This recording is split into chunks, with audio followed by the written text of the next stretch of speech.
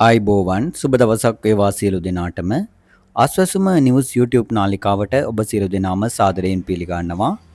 සුබ සාධක ප්‍රතිලාභ මණ්ඩලය විසින් 2026යි මාර්තු මාස 6 වන දින ජනමාධ්‍ය නිවේදනයක් නිකුත් කරමින් ආස්වසුම ප්‍රතිලාභීන්ට විශේෂ නිවේදනයක් නිකුත් කර තිබෙනවා. ඒ නිවේදනය සම්බන්ධයෙන් තමයි අද ආස්වසුම නිවුස් තුලින් ඔබව දැනුවත් කරන්නේ. ඒ දැනුවත් කිරීම මොකක්ද කියලා කියන්න කලින් ඔබ තාම ආස්වසුම නිවුස් YouTube නාලිකාව subscribe කරලා නැත්නම් අදම subscribe කරන්න. අලුත් වීඩියෝවක් දාපු සැනින් බලන්න bell icon එක click කරලා notification on කරලා තියාගන්න. 2002 අංක 24 දරන සුබ සාධක ප්‍රතිලාභ පනතේ 23 වන වගන්තිය ප්‍රකාරව සුබ සාධක ප්‍රතිලාභ ලබන පුද්ගලයින්ගේ නාම ලේඛනය වාර්ෂිකව යථාවත් කිරීම අනිවාර්ය වේ. ඒ අනුව ආස්වසුම පළවන අධීර යටතේ අයදුම් කරන ලද ප්‍රතිලාභ ලබන සහ නොලබන සියලු දෙනාගේ තොරතුරු යථාවත් කිරීමේ කටයුතු මේ වන විට ආරම්භ වී තිබෙනවා. මෙම ක්‍රියාවලිය සඳහා සුදුසුකම් සහිත පුද්ගලයින් 29,93,558ක් දැනටමත් සිය තොරතුරු ඉදිරිපත් කර ඇති අතර ඔවුන්ගේ තොරතුරු තහවුරු කර ගැනීමේ සංගණන කටයුතු මේ දිනවල දිවයින පුරා ක්‍රියාත්මක වෙනවා.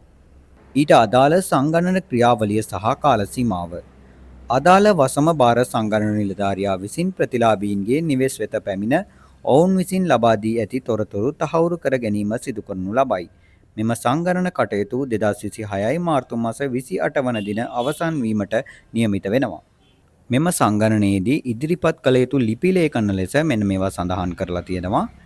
සංගණන නිලධාරියා නිවසට පැමිණි අවස්ථාවේ පහත සඳහන් ලිපි ලේඛන නිරීක්ෂණය සඳහා සූදානම් කර තබා ගන්නා ලෙස මහජනතාවගෙන් ඉල්ලා සිටිනවා. පවුලේ වයස අවුරුදු 18ට වැඩි සියලු සමාජිකයන්ගේ ජාතික හැඳුනුම්පත්, පසුගිය මාස 3ක විදුලි බිල්පත්, ඉඩම්වල හිමිකම් තහවුරු කරන ඔප්පු, වාහන හිමිකම් බලපත්‍ර ඇතනම් වෛද්‍ය සහතික.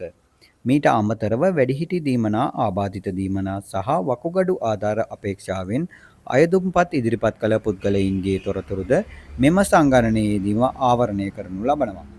සංගණන නිලධාරීන් වෙත සත්‍ය තොරතුරු ලබා දීම සියලු අයදුම්කරුවන්ගේ වගකීමකි. යම් පුද්ගලයෙකු හිතාමතාම අසත්‍ය තොරතුරු සපයන්නේ නම් සුබ සාධක ප්‍රතිලාභ පනතේ 20 වන වගන්තිය අනුව දඬුවම් ලැබිය හැකි වරදකි. එවැනි අවස්ථාවකදී මහේස්ත්‍රාත්වරයෙකු ඉදිරියේ වරදකරු කරනු ලබන අයෙකුට රුපියල් 5,000කට නොවැඩි දඩයක් හෝ වසරක කාලයක් දක්වා වූ බන්ධනාගාරගත කිරීමක් හෝ ඉහත දඬුවම් දෙකම නියම කිරීමට අධිකරණයට බලය පැවරී ඇත.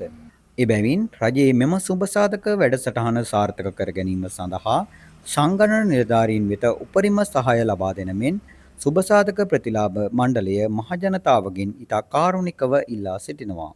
ආස්වසුම සම්බන්ධයෙන් වන අලුත්ම තොරතුරු හරිම වෙලාවට හරියටම දැනගන්න ආස්වසුම නිවුස් YouTube නාලිකාව ඔබ තාමත් subscribe කරලා නැත්නම් දැන්ම subscribe කරන්න. අලුත් වීඩියෝවක් දාපු සැනින් බලන්න පහලින් තියෙන bell icon එක click කරලා notification on කරලා තියාගන්න.